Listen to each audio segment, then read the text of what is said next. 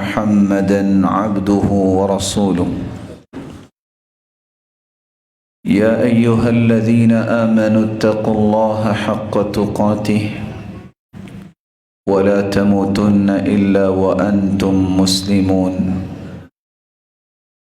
يا أيها الناس اتقوا ربكم الذي خلقكم من نفس واحدة وخلق منها زوجها وبث منهما رجالا كثيرا ونساء واتقوا الله الذي تساءلون به والأرحام إن الله كان عليكم رقيبا يا أيها الذين آمنوا اتقوا الله وقولوا قولا سديدا يصلح لكم أعمالكم ويغفر لكم ذنوبكم ومن يطع الله ورسوله فقد فاز فوزا عظيما أما بعد فأعوذ بالله من الشيطان الرجيم والله لا يهدي القوم الظالمين لائق عزت تکریم سامعین مکرم، اللہ ذوالجلال ہم سب کے خالق و مالک اور رازق ہیں۔ وہی ذات قادر مطلق ہے، اس کا احسان عظیم ہے، اس نے ہماری رشد و ہدایت کے لیے کائنات کی سب سے اعلیٰ ہستی محمد الرسول اللہ صلی اللہ علیہ وسلم کو ہادی و مرشد بنا کے بھیجا۔ رسول اللہ صلی اللہ علیہ وآلہ وسلم نے جن اصولوں پر صحابہ کرام کی تربیت فرمائی، جس کے نتیجے میں وہ پوری کائنات کے لیے معیار بنے، نمونہ بنے، ان اصولوں میں سے ایک اصول یہ بھی تھا کہ زندگی کے کسی زاویے میں ظلم نہیں کرنا۔ ظلم کیا ہے اور کون سے لوگ ظالم ہوتے ہیں اور اس کی ہلاکتیں کون کون سی ہیں، یہی چند نکات آج ہماری گفتگو کا محور ہوں گے۔ عربی زبان میں ظلم کسی کے حقوق کو سلب کرنے پر بھی بولا جاتا ہے، کسی کے حقوق میں کمی کرنے پر بھی بولا جاتا ہے۔ عربی زبان میں بولا جاتا ہے ظلم الطریق، فلاں شخص نے راستے کے ساتھ ظلم کیا، یعنی سیدھے راستے سے ہٹ گیا۔ تو ہر وہ انسان جو صراط مستقیم کو چھوڑ کر غلط راستے پہ چلتا ہے، وہ اپنے ساتھ بھی ظلم کرتا ہے اور معاشرے کے ساتھ بھی ظلم کرتا ہے۔ رسول اللہ صلی اللہ علیہ وآلہ وسلم نے ظلم کے بارے میں امت کو یہ رہنمائی دی ہے کہ ظلم کی بنیادی طور پہ 3 قسمیں ہیں۔ ایک وہ ظلم ہے جس کو اللہ ذوالجلال نے معاف ہی نہیں کرنا، اور ایک وہ ظلم ہے جس کو اللہ ذوالجلال چاہیں تو معاف کر دیں گے، اور تیسرا وہ ظلم ہے جب تک بدلہ نہیں دلوایا جائے گا اس کی معافی ممکن نہیں۔ رسول اللہ صلی اللہ علیہ وسلم نے فرمایا فَأَمَّا الظُّلْمُ الَّذِي لَا يَغْفِرُهُ اللَّهُ، وہ ظلم جو اللہ نے معاف کرنا ہی نہیں، وہ شرک ہے۔ اگر شرک سے توبہ نہ کی گئی، اسی حالت میں انسان فوت ہو جائے تو قیامت کے دن یہ ظلم جو ہے، جو شرک کرنے والا انسان ظلم کرتا ہے، اس کی کوئی معافی نہیں ہے۔ رسول اکرم صلی اللہ علیہ وسلم نے ساتھ یہ آیت پڑھی، ان الشرک لظلم عظیم، شرک کرنا یہ بہت بڑا ظلم ہے۔ وَأَمَّا الظُّلْمُ الَّذِي يَغْفِرُهُ اللَّهُ، رہا وہ ظلم جس کو اللہ ذوالجلال معاف کر دیں گے، یہ وہ ظلم ہے فَظُلْمُ الْعِبَادِ لِأَنفُسِهِمْ فِيمَا بَيْنَهُمْ وَبَيْنَ رَبِّهِمْ، انسان کے اعمال میں کمی کوتاہی ہے، اس نے اپنی جان کے ساتھ ظلم کیا ہے، تو یہ چونکہ اس کے اور اس کے رب کے درمیان معاملہ ہے، اللہ تعالیٰ اس کو معاف کر دیں گے۔ وَأَمَّا الظُّلْمُ الَّذِي لَا يَتْرُكُهُ اللَّهُ، تیسرا ظلم کی وہ قسم ہے کہ اللہ ذوالجلال اس کو اس وقت تک معاف نہیں کریں گے جب تک بدلہ نہیں دلوائیں گے، جب لوگ آپس میں ایک دوسرے پر ظلم کرتے ہیں۔ فَظُلْمُ الْعِبَادِ بَعْضِهِمْ بَعْضًا حَتَّى يَدِينَ لِبَعْضِهِمْ مِنْ بَعْضٍ، حیرانگی کی بات ہے کہ یہ بکری، یہ جانور، ان پہ شریعت لاگو نہیں ہوتی۔ اگر کسی سینگ والی بکری نے دوسری بکری کو ٹکر لگائی ہوگی تو اللہ قیامت کو اس کا بھی بدلہ دلوائے گا۔ اس لیے رسول اللہ صلی اللہ علیہ وآلہ وسلم پر اللہ تعالیٰ نے قرآن نازل کیا اور ایسے 6 سے 7 لوگوں کا تذکرہ کیا کہ یہ جو کام کرنے والے ہیں یہ ظالم ہی ہیں۔ سب سے پہلا قرآن مجید میں اللہ ذوالجلال فرماتے ہیں، وَإِذْ قَالَ لُقْمَانُ لِابْنِهِ وَهُوَ يَعِظُهُ يَا بُنَيَّ لَا تُشْرِكْ بِاللَّهِ إِنَّ الشِّرْكَ لَظُلْمٌ عَظِيمٌ، شرک کرنے والا یہ ظالم ہے۔ جس نے پیدا کیا، جس نے نعمتوں سے نوازا، جس نے اس قدر نعمتیں دی کہ ان کو شمار کرنا ممکن نہیں، اس کو چھوڑ کر کسی اور کے سامنے سر جھکا دینا، کسی اور کو بگڑی بنانے والا سمجھنا، کسی اور کو اپنی پکار اور اپنی دعاؤں کا مرکز بنا لینا، اس سے بڑا دنیا میں کوئی ظلم نہیں۔ اس لیے اللہ تعالیٰ نے سب سے پہلے جس بڑی بات کا تذکرہ کیا اور احادیث کو بھی جمع کرے کہ سب سے بڑا گناہ جو روئے زمین پر ہے وہ شرک ہے، اللہ ذوالجلال ہم سب کو محفوظ فرمائے۔ اسی طرح جو اللہ ذوالجلال کی حدود توڑتا ہے، تجاوز کرتا ہے، اللہ ذوالجلال نے فرمایا یہ بھی ظالم لوگوں کا کام ہے، اچھے لوگوں کا کام نہیں ہے۔ تِلْكَ حُدُودُ اللَّهِ فَلَا تَعْتَدُوهَا وَمَن يَتَعَدَّ حُدُودَ اللَّهِ فَأُولَئِكَ هُمُ الظَّالِمُونَ، یہ اللہ کی حدیں ہیں، جو ان کو پامال کرتا ہے وہ ظالم ہوتا ہے۔ معاشرے کے اندر کوئی ایک نہیں، 10 ایسے رویے موجود ہیں جن کو لوگ ظلم سمجھتے ہی نہیں ہیں۔ وراثت کے مسئلے کو دیکھ لیجئے، اللہ تعالیٰ نے وراثت کی تفصیل بیان کی ہے اور آخر میں فرمایا تلک حدود اللہ، یہ اللہ کی حدیں ہیں، جس نے ان حدوں کی حفاظت کی وہ جنت میں جائے گا، اور جس نے ان کی حفاظت نہ کی، ان کو پامال کیا، ساتھ ہی فرما دیا یدخلہ نارا، یہ شخص جو ہے اس کو اللہ جہنم میں ڈالیں گے۔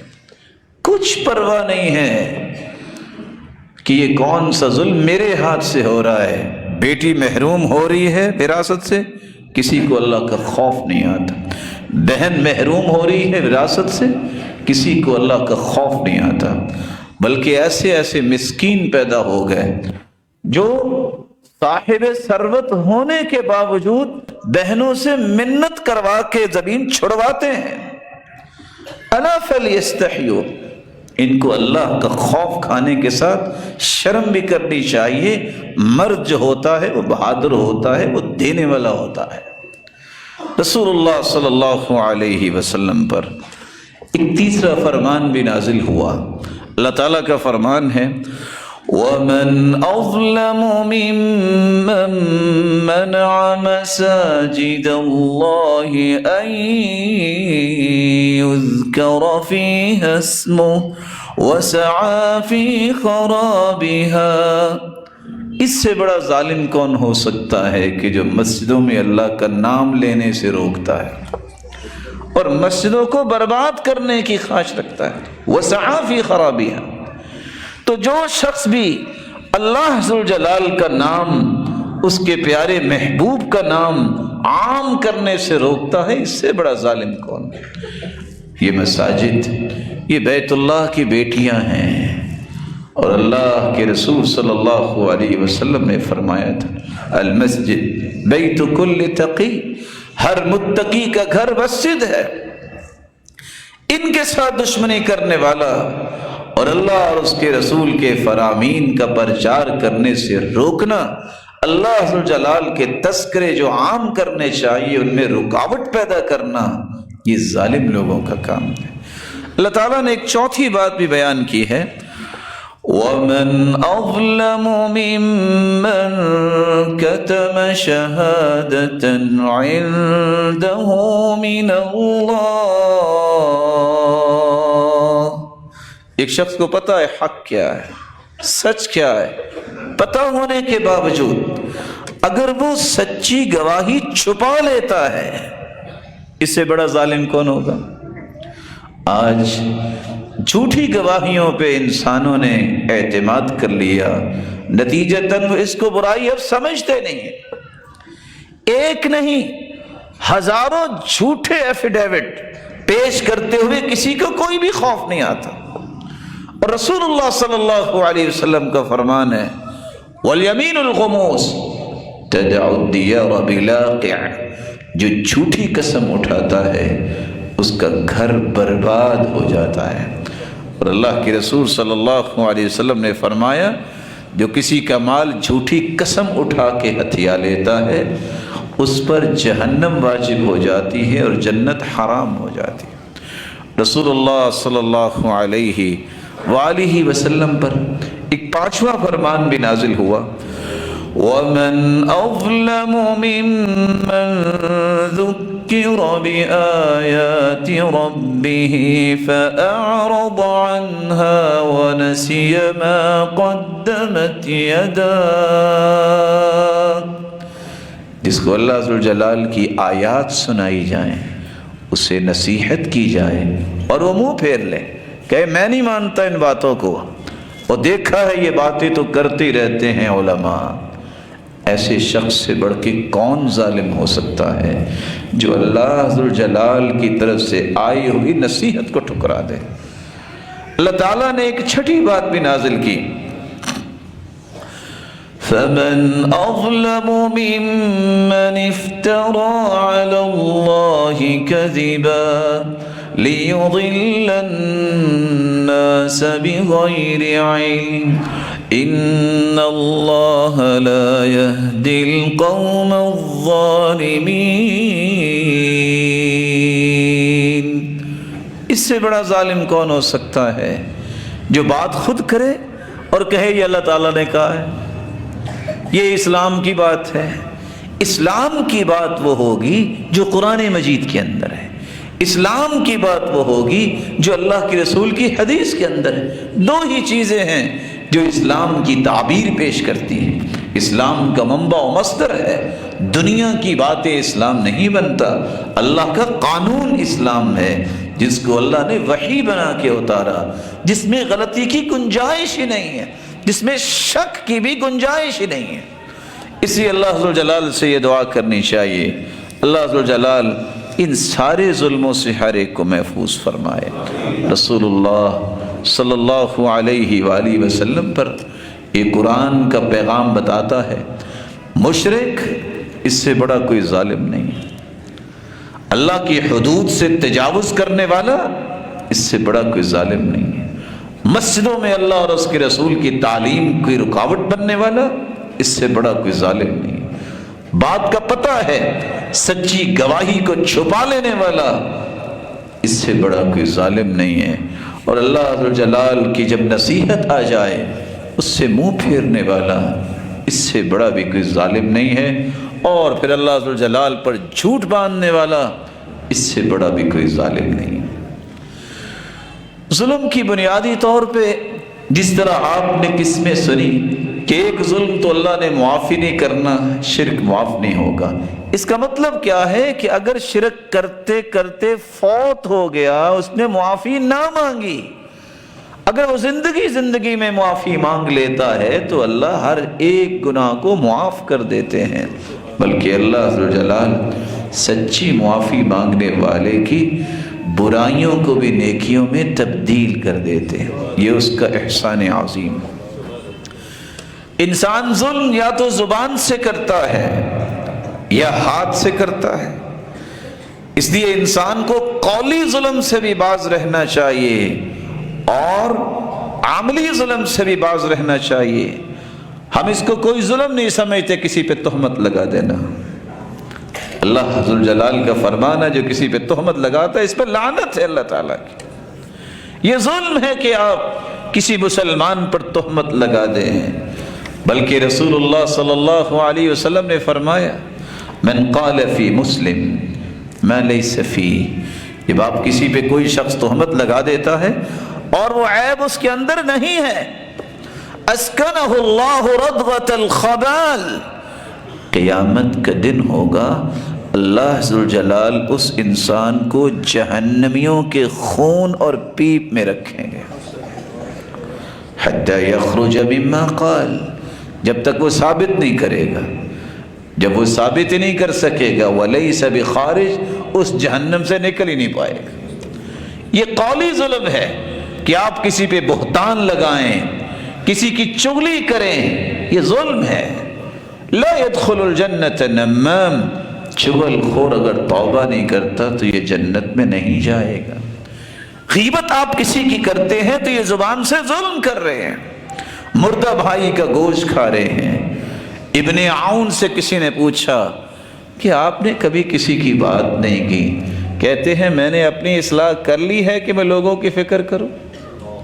پہلے تو مجھے یہ ہے کہ میں ٹھیک ہو جاؤں، جب کوئی وقت بچا تو پھر میں لوگوں کی بھی بات کر لوں گا۔ رسول اکرم صلی اللہ علیہ وسلم نے صحابہ کرام کو یہی تربیت دی۔ آپ کسی پہ لعنت بھیجتے ہیں، یہ آپ اپنی زبان سے ظلم کر رہے ہیں۔ اور حدیث میں آتا ہے جب کسی پہ انسان لعنت بھیجتا ہے تو لعنت آسمانوں کی طرف جاتی ہے، دائیں بائیں جاتی ہے، وہ لعنت والا نہیں ہوتا تو پلٹ کے لعنت بھیجنے والے پر ہی آ جاتی ہے۔ اور لعنت کرنے والا جو ہے کسی مومن کو کیا قتل ہی، گناہ اتنا ہے جس طرح اس نے ایک مومن کو قتل کر دیا۔ ہم اس کو جرم ہی نہیں سمجھتے۔ رسول اکرم صلی اللہ علیہ وسلم نے فرمایا جو لعنت کرنے والا قیامت کو کسی کی سفارش نہیں کر سکے گا۔ ان اللعانین لا یکون شفعاء یوم القیامہ۔ ہم یہ سمجھتے ہیں کہ شاید گالی یہ عادت ہے، یہ گناہ ہے۔ رسول اکرم صلی اللہ علیہ وسلم نے فرمایا یہ تو ہلاکت کے کنارے پہ کھڑا ہے، گالی دینے والا کسی وقت بھی گر سکتا ہے۔ اور آپ صلی اللہ علیہ وسلم نے دیکھا جب دو لوگ آپس میں اسی طرح گالی کا تبادلہ کر رہے تھے تو خبر ملی تو آپ نے فرمایا شیطانان یتہاتران ویتکاذبان، یہ دونوں ہی شیطان ہیں اور آپس میں گتھم گتھا ہو رہے ہیں۔ کس طرح معاشرے کی اصلاح ہوگی جب انسان کی زبان سے دسیوں گالیاں ہر روز نکلتی ہیں؟ صحابہ کی زندگی کو دیکھیے، صحابی کہتے ہیں جب سے میں نے حدیث سنی میں نے زندگی میں کسی جانور کو بھی گالی نہیں دی۔ رسول اللہ صلی اللہ علیہ وسلم کا دین ہمیں بتاتا ہے اگر آپ کسی سے مذاق کرتے ہیں تو یہ بھی آپ نے ظلم کیا ہے۔ مذاق کس انداز سے اس کی انسانیت کو مسخ کرنا چاہتے ہیں۔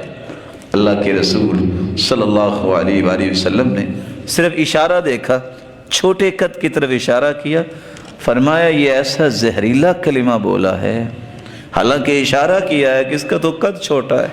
لو مزجت بماء البحر لمزجت، اگر سمندر میں یہ کلمہ ڈال دیا جائے تو سارے سمندروں کے پانی کڑوے ہو جائیں۔ کسی کا قد چھوٹا ہے یا بڑا، کس نے بنایا ہے؟ اللہ نے بنایا ہے۔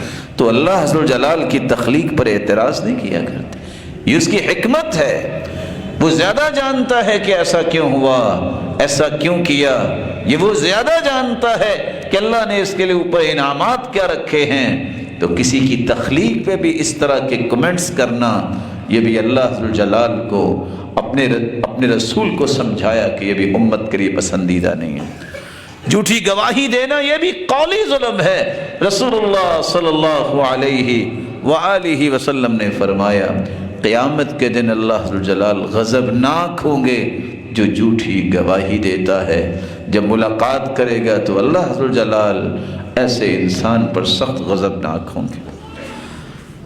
انسان جس طرح قولی ظلم کرتا ہے اس طرح عملی ظلم کے بھی کچھ رویے ہیں۔ آپ حیران ہوں گے یہ بات سن کے کہ لوہے کی چیز کو پکڑ کے، اس وقت تو تلوار تھی یا دیگر اشیاء تھی، کسی مسلمان بھائی کی طرف اشارہ کرنا، اس کو ڈرانا دھمکانا، اللہ کے رسول نے فرمایا جب تک وہ پیچھے نہیں کر لیتا اللہ کے نورانی فرشتے اس انسان پہ لعنت بھیجتے رہتے۔ کس قدر یہ پاکیزہ دین ہے، ظلم سے کس طرح انسانیت کو دور رکھتا ہے۔ رسول اللہ صلی اللہ علیہ وسلم نے فرمایا من سل علینا السیف فلیس منا، جو تلوار کو لہراتا ہے وہ ہم میں سے نہیں ہے۔ آج تلواریں نہیں ہیں، اسلحہ ہے، جو اسلحے کو لہرائے گا۔ رسول اللہ صلی اللہ علیہ وسلم کا یہ فرمان صحیح بخاری اور مسلم کا اسے یاد رہنا چاہیے کہ آپ صلی اللہ علیہ وسلم نے فرمایا اس کا تعلق میرے ساتھ نہیں۔ ناحق کسی کو قتل کرنا ظلم ہے، اور آپ یہ سوچ کے پریشان ہو جائیں گے لو ان اہل السماوات والارضین اشترکوا فی دم واحد لاکبہم اللہ فی النار۔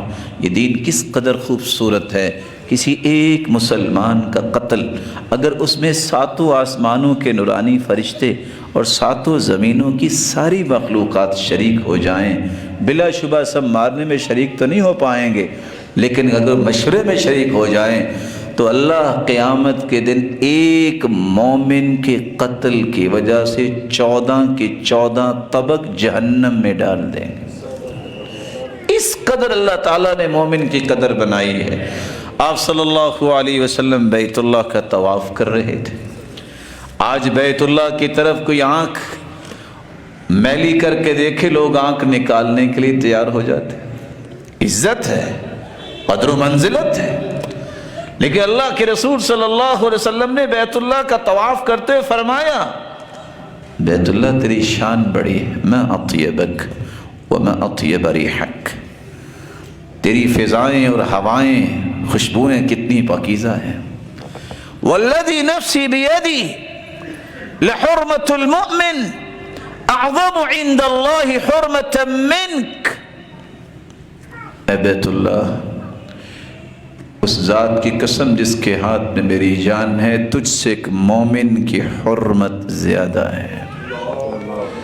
ان اللہ حرم منک واحدا، اللہ نے تیری ایک حرمت بیان کی ہے، وحرم من المؤمن ثلاثا، اور مومن کی 3 حرمتیں ہیں، حرم دمہ وعرضہ ومالہ، مومن کا خون بہانا بھی حرام، اس کا مال لوٹنا بھی حرام، اس کی عزت کو پامال کرنا بھی حرام، وَلَا يُظَنَّ بِهِ ظَنُّ السُّوءِ، اور اس کے ساتھ بدگمانی بھی نہیں رکھی جا سکتی۔ جس مومن کی عزت اللہ کے رسول بیان کر رہے ہیں، اس مومن کی عزت کا خیال نہ کرنا اور اسے تار تار کرنے کے لیے قد و کاوش کرنا، یہ ظلم ہے۔ آپ صلی اللہ علیہ وآلہ وسلم نے ظلم کا ایک اور بھی راستہ بتایا، عملی ظلم ہے۔ آپ کسی کی زمین ہتھیا لیں، یتیم ہے، مسکین ہے، کمزور ہے، تعلقات ہیں۔ رسول اکرم صلی اللہ علیہ وسلم کا فرمان ہے صحیح بخاری میں، من ظلم قید شبر، صرف ایک بالشت جو کسی کی زمین ظلم کرتے ہوئے ہتھیا لیتا ہے 5 عذاب اسے سہنے پڑیں گے۔ قیامت کا دن ہوگا، 7 زمینوں کی مٹی اسے کھودنی پڑے گی۔ اللہ فرمائیں گے اپنے کندھے پہ یہ اٹھاؤ مٹی اور چکر لگاؤ میدان محشر کا جب تک دنیا کا حساب نہیں ہو جاتا۔ پھر 7 زمینوں کا طوق طوقہ من 7 اراضین، 7 زمینوں کا طوق اس کے گلے میں ڈال دیا جائے گا، پھر اسے 7 زمینوں کے نیچے دھنسا دیا جائے گا۔ اور 5ویں بات، اللہ ذوالجلال اس پر غضبناک ہوں گے۔ رسول اللہ صلی اللہ علیہ وسلم نے جہاں قولی ظلم سے روکا ہے وہاں عملی ظلم سے بھی روکا ہے۔ اولاد کے درمیان انصاف نہ کرنا یہ بھی ظلم ہے۔ ایک بیٹے کو گفٹ دے دیا، دوسرے کو محروم کر دیا، بیٹیاں ہیں تو ان کو پوچھا ہی نہیں، بیٹے ہیں تو ان کو نواز دیا۔ صحیح بخاری کی روایت ہے، عمرہ رضی اللہ تعالی عنہ اور بشیر رضی اللہ عنہ دونوں نے مشورہ کیا کہ میں اپنے بیٹے کو، باپ کہتے ہیں فلاں زمین گفٹ کرنا چاہتا ہوں، کہا میں اس وقت تک راضی نہیں جب تک اللہ کے رسول اس کی گواہی نہیں دیں گے۔ زوجین اللہ کے رسول کے پاس پہنچے، یا رسول اللہ صلی اللہ علیہ وسلم، بشیر یہ چاہتے ہیں کہ اپنے بیٹے کو گفٹ کریں جس کا نام ہے نعمان، ان کی ایک بہن ہے جن کا نام ہے ابیہ۔ فرمایا یہ بتاؤ کیا اس نے دوسری اولاد کو بھی گفٹ کیا؟ کہا نہیں۔ کہ انی لا اشہد علی جور، میں ظلم کی گواہی نہیں دے سکتا، یا اس سے بھی واپس لے لو یا دوسری اولاد کو بھی دو۔ اس لیے اصول یہ ہے، وراثت میں مرد کے 2 حصے ہوتے ہیں، عورت کا 1 حصہ ہوتا ہے، لیکن زندگی میں آپ گفٹ کرتے ہیں تو بیٹی اور بیٹے کو برابر دیا جاتا ہے، سب کو برابر دے۔ اعدلوا بین اولادکم، اولاد کے درمیان عدل کرو، ظلم نہ کرو، مت یہ کہو فلاں تو ایسا ہے فلاں تو ایسا ہے۔ اگرچہ یہ نام تو معروف ہے کہ عاق نامہ کر دیا، شریعت اس کا اعتبار نہیں کرتی۔ اگر بیٹے کو دیا ہے تو بیٹی کو بھی دو، ایک بیٹے کو دیا ہے تو دوسرے کو بھی دو۔ اولاد کے درمیان بھی ظلم کرنے سے منع کر دیا۔ رسول اللہ صلی اللہ علیہ وسلم نے فرمایا ایک عملی ظلم یہ بھی ہے کہ آپ کسی کو مزدوری پہ رکھتے ہیں اور اس کی اجرت پوری نہیں دیتے، ظلم ہے۔ اعطوا الاجیر اجرا قبل ان یجف عرقه، پسینہ خشک ہونے سے پہلے اس کی اجرت دو۔ اگر آپ نے طے کیا ہے کہ 30 تاریخ کو آپ کو پہ دی جائے گی تو 31 نہیں آنی چاہیے، پہلی تاریخ نہیں آنی چاہیے، ظلم ہے، آپ حقوق سلب کرتے ہیں۔ رسول اللہ صلی اللہ علیہ وآلہ وسلم نے کتنی بڑی بات کہہ دی، فرمایا وَرَجُلٌ بَاعَ حُرًّا فَأَكَلَ ثَمَنَهُ وَرَجُلٌ اسْتَأْجَرَ أَجِيرًا فَاسْتَوْفَى مِنْهُ وَلَمْ يُعْطِ أَجْرَهُ۔ قیامت کا دن ہوگا، لوگوں جس بندے کو دین کی وجہ سے مال دیا گیا اور اس نے پھر بھی غداری کی، اور وہ شخص جس نے ایک آزاد انسان کو بیچ ڈالا، اور تیسرا وہ انسان جس نے کسی کو اجرت پہ رکھا اور اس سے کام تو پورا لے لیا لیکن اس کے حقوق پورے نہیں دیے۔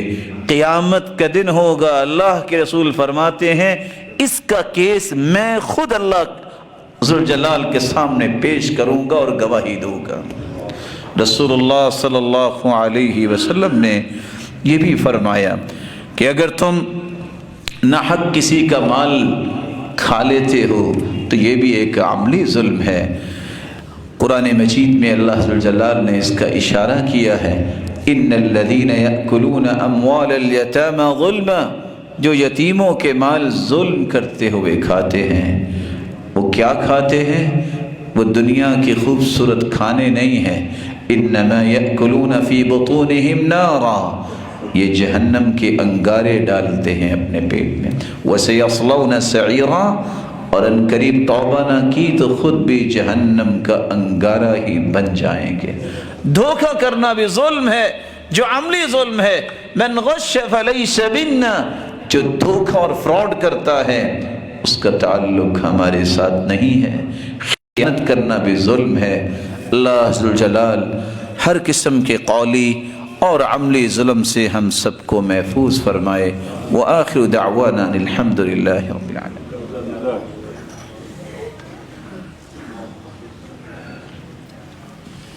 الحمد للہ علی احسانہ والشکر لہ علی توفیقہ وامتنانہ، اما بعد۔ ظلم زبان سے ہو یا ظلم ہاتھ سے ہو، ظلم ظلم ہی ہوتا ہے۔ یہ شخص جو ظلم کرنے والا ہے اس کو یہ یاد رہنا چاہیے، قیامت کے دن جب لوگوں کو روشنیاں نصیب ہوں گی اس کے لیے تاریکیاں ہوں گی۔ ان الظلم ظلمات یوم القیامہ، ظالم دنیا میں بھی اندھیرے میں رہتا ہے اور آخرت میں بھی تاریکیوں میں اور اندھیروں میں رہے گا۔ ظالم کو یہ یاد رہنا چاہیے کہ اس سے بڑا خسارہ کوئی نہیں ہے۔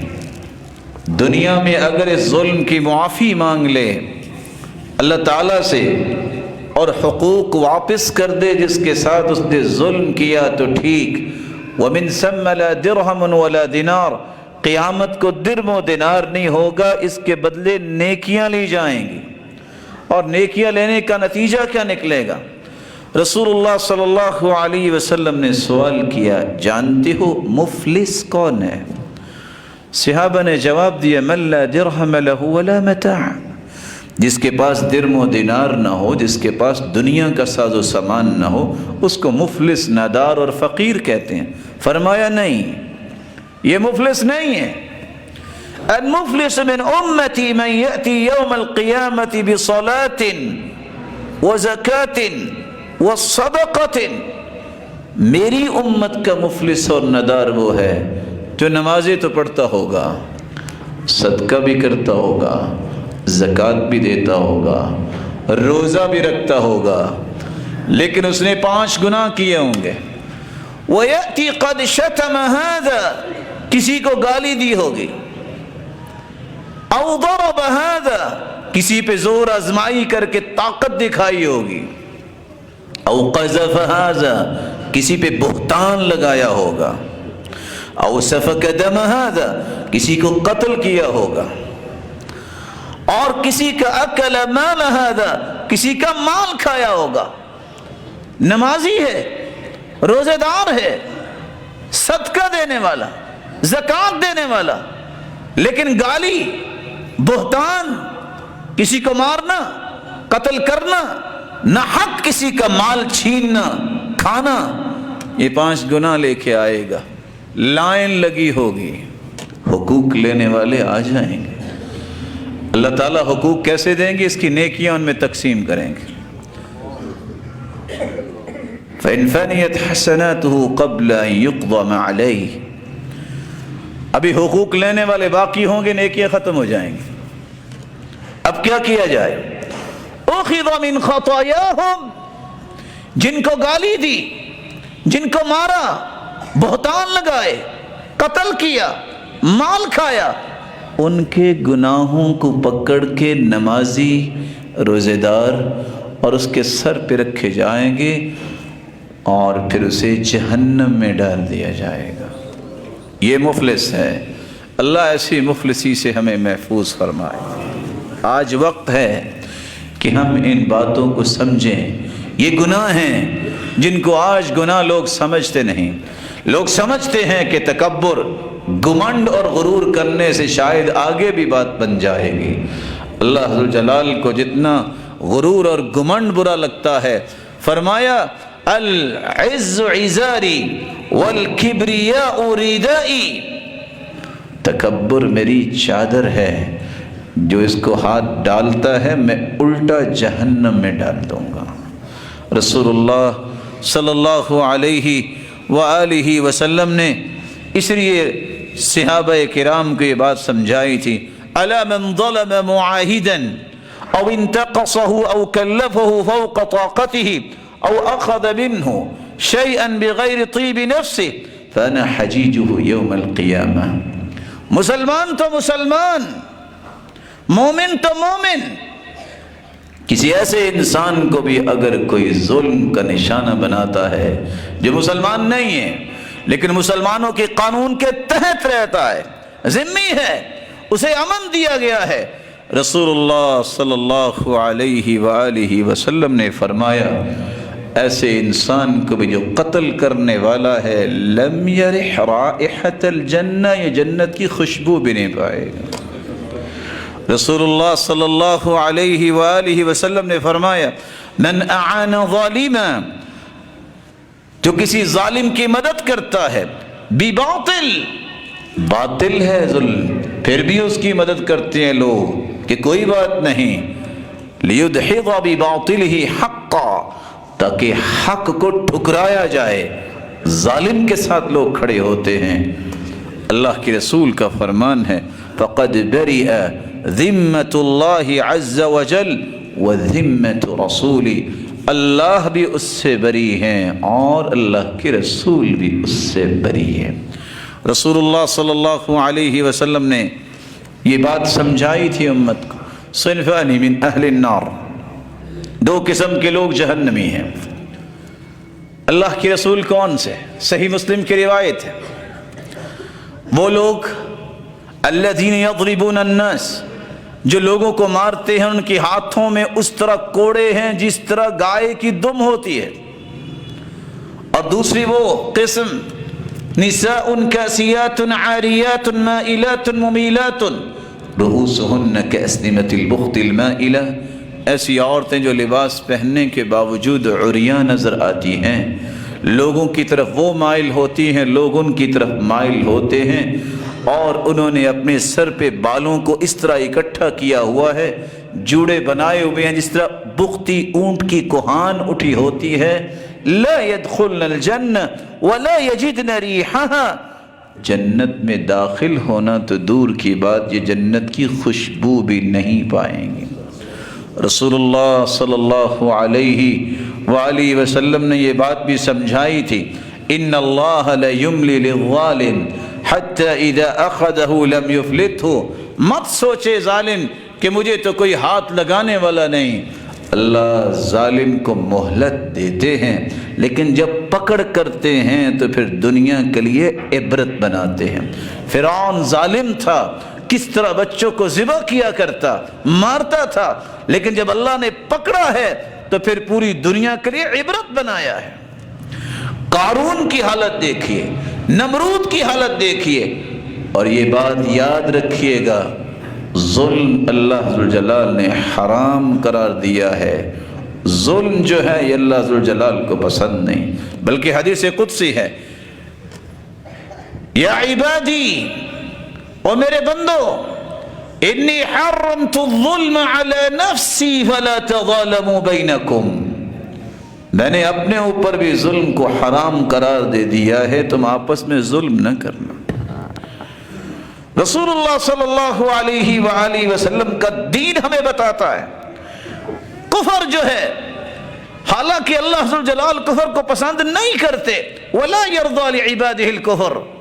امام ابن تیمیہ فرماتے ہیں ظلم کے ساتھ کوئی بھی نظام باقی نہیں رہ سکتا، کفر کے ساتھ پھر بھی رہے گا۔ ظلم اللہ تعالیٰ کو پسند نہیں ہے، کیونکہ یہ سراسر اللہ ذوالجلال کے ان فیصلوں کی مخالفت ہے کہ انسان ہے، اس کو انسان بن کے رہنا چاہیے۔ رسول اللہ صلی اللہ علیہ وآلہ وسلم نے فرمایا بد نصیب اگر جاننا چاہتے ہو کہ جن کو میری سفارش اور شفاعت نہیں ملے گی، میری شفاعت سے محروم لوگ دو ہیں، ایک وہ شخص ہے صنفان من امتی لا تنالهما شفاعتی امام ظلوم غشوم، قیامت کا دن ہوگا، وہ بادشاہ جو ظالم ہوگا، جو عوام اور رعایا سے دھوکہ کرے گا، میری سفارش اسے نہیں ہوگی، میں اس کا سفارشی نہیں بنوں گا۔ وَكُلُّ غَالٍ مَارِقٍ، اور دوسرا وہ بدنصیب جو انسان غلو کرنے والا ہے اور دائرہ اسلام سے اپنے آپ کو خارج کرنے والا ہے. اور آج لوگ کہتے ہیں آئی ایم ایکس مسلم، میں تو تھا پہلے مسلم اب نہیں رہا. ملحدین نے کس طرح اللہ سے دور کر دیا. اللہ کے رسول کی سفارش سے نصیب نہیں ہوگی. کیسے ہم مظلوم کی مدد کر سکتے ہیں؟ سب سے پہلا طریقہ یہ ہے کہ آپ اس کے لیے دعا کریں. رسول اللہ صلی اللہ علیہ وسلم نے فرمایا انما ينصر الله هذه الامه بضعيفها بدعوتهم وصلاتهم واخلاصهم. اس کا پہلا طریقہ اللہ عز و جلال کے پیغمبر کا فرمان ہے اس امت کی مدد اس وقت نازل ہوگی جس میں امت کے لوگوں کی نیت خالص ہو جائے گی، نمازوں کے پابند بن جائیں گے، جب ایک دوسرے کے لیے دعائیں کریں گے، خیر خواہی، دشمنی نہیں، جھگڑا نہیں، بلکہ خیر خواہ بنیں گے، اللہ کی رحمت نازل ہو جائے گی. دوسرا طریقہ یہ ہے، رسول اللہ صلی اللہ علیہ وسلم نے فرمایا انصر اخاک ظالما او مظلوما، ظالم کی بھی مدد کرو اور مظلوم کی بھی مدد کرو. اللہ کے رسول مظلوم کی مدد تو سمجھ میں آ گئی، ظالم کی کیسے مدد کریں؟ فرمایا فرددہ عن ظلمہ، اس کو ظلم سے روکنا اس کی مدد ہے تاکہ قیامت کو یہ جہنم کا ایندھن نہ بن جائے. رسول اللہ صلی اللہ علیہ وآلہ وسلم نے ایک تیسرا طریقہ بھی بتایا ہے، مظلوم کے ساتھ کھڑے ہونا، اس کی مالی مدد کرنا، یہ بھی ایک طریقہ ہے اس مظلوم کی مدد کرنے کا. رسول اللہ صلی اللہ علیہ وسلم نے فرمایا افضل الدنانیر دینار ينفقه الرجل على عياله ودینار ينفقه الرجل على دابته في سبيل الله ودینار ينفقه الرجل على اصحابه في سبيل الله. اللہ کی رضا کے لیے وہ مظلوم جس کے والدین نہیں، یتیم ہے، مسکین ہے، کوئی اور ہے جس کا کوئی والی وارث نہیں ہے، اس کے ساتھ کھڑے ہونا، اس کو کم از کم لقمۃ العیش پہنچانا، اس کے لیے آسانی کرنا، یہ اس کی مدد ہے. رسول اللہ صلی اللہ علیہ وسلم نے ایک طریقہ چوتھا یہ بھی بتایا ہے، وہ نظم جو دنیا میں قائم ہوتے ہیں اس نظم کو مضبوط کیا جائے. حکومتوں کی بیداری اور وہ جو سسٹم کو سنبھالنے والے ہیں ان کے ساتھ کھڑے انسان ہو تاکہ معاشرے کے اندر امن آئے، قانون کو ہاتھ میں نہ لیا جائے، نظام کو ہاتھ میں نہ لیا جائے. ہر ایک ڈومین ہے، اپنے ڈومین میں رہ کے صحیح کام کرنا، یہ سب سے بڑی عقل بندی ہے. رسول اللہ صلی اللہ علیہ وسلم کا فرمان ہے من رأى منکم منکرا فلیغیرہ بیدی، جو کسی برائی کو دیکھتا ہے اسے ہاتھ سے روکے. فإن لم یستطع فبلسانہ، اگر وہ ہاتھ سے روکنے کی طاقت نہیں رکھتا تو پھر زبان سے روکے. فإن لم یستطع فبقلبہ، جو زبان سے نہیں روک سکتا، اس کے پاس طاقت نہیں، وہ دل سے برا جانے. یہاں ایک غلط فہمی ہے، ہر شخص سمجھتا ہے یہ تینوں کام ہم نہیں کرنے ہیں. نہیں، ہاتھ سے حکومت کو روکنا چاہیے. کوئی شخص نظام اور قانون کو اپنے ہاتھ میں نہ لے. دنیا جہان کا نیک ہوگا، اگر قانون کو ہاتھ میں لے گا وہ غلط کر رہا ہوگا. یہ اس کا ڈومین نہیں ہے. اس کا ڈومین کیا ہے؟ وہ دوسرا ہے. اگر ہاتھ سے روکنے والا نہیں ہے، قانون اس کے ہاتھ میں نہیں آئے گا، وہ اپنی زبان سے صحیح بات پہنچائے، حقیقت کو آشکارا کرے، آگہی دے. یہ صرف علماء کا کام ہے، یہ عوام کا کام نہیں ہے. جن کو سمجھ نہیں ہے وہ فتوی بازی میں نہ آئیں. وہ علماء جن نے زندگیاں گزاری، وہ صحیح بات جو شریعت کی ہے، یہ ان کی ذمہ داری ہے کہ وہ شریعت کی وہ بات پیش کریں. تیسرا درجہ ہے دل سے برا جاننا، یہ عام لوگوں کی ذمہ داری ہے. ہو سکتا ہے کہ سوچے اس کا کیا فائدہ؟ حدیث کہتی ہے اذا عملت الخطیئۃ فی الارض، زمین میں اگر کوئی گناہ ہو، کراچی پشاور میں کوئی گناہ ہوا، ظلم ہوا، کوئی یہاں بیٹھے کہہ دے گا نا کہ برا ہوا، اللہ اس کو اجر اتنا ہی دیں گے جتنا برائی ختم کرنے والے کو دیں گے. اور اگر یہاں بیٹھے اس نے کہہ دینا اچھا ہوا، اتنا ہی گناہ ہوگا جتنا وہ ظلم کرنے والوں کو ہوگا. اپنے آپ کو پہچانیے، اپنے دائرے کو پہچانیے، معاشرے میں امن لائیے، معاشرے کے اندر محبت کا پیغام دیجئے، لیکن کبھی بھی محبت کا پیغام نہیں جائے گا جب تک آپ قرآن و حدیث سے رہنمائی نہیں لیں گے۔ رہنمائی کیا ہے کہ آپ اللہ کے رسول صلی اللہ علیہ وسلم کے وضع کردہ نظام کے تحت اپنے آپ کو لائیے، قانون کو ہاتھ میں نہ لیجئے، جو آپ کا دائرہ ہے اس میں اپنی صحیح ذمہ داری ادا کیجئے۔ اللہ ذوالجلال ہر معاملے کو درست فرمائیں گے۔ مولا کریم جتنے یہ روشن چہرے بیٹھے ہیں سب کو زندگی کی ہر زاویے میں ظلم سے محفوظ فرما دے۔ مولا کریم ہر ایک کے ہاتھوں کو ظلم سے بچا، اور ان پر بھی کوئی ہاتھ ظلم والا نہ اٹھے۔ الہ العالمین جتنے تیرے گھر میں تشریف فرما ہیں اللہ ان کو جنت الفردوس میں جمع فرما، اور اپنے محبوب کی رفاقت نصیب فرما، اور اپنے دیدار کا مستحق بنا۔ وآخر دعوانا الحمدللہ۔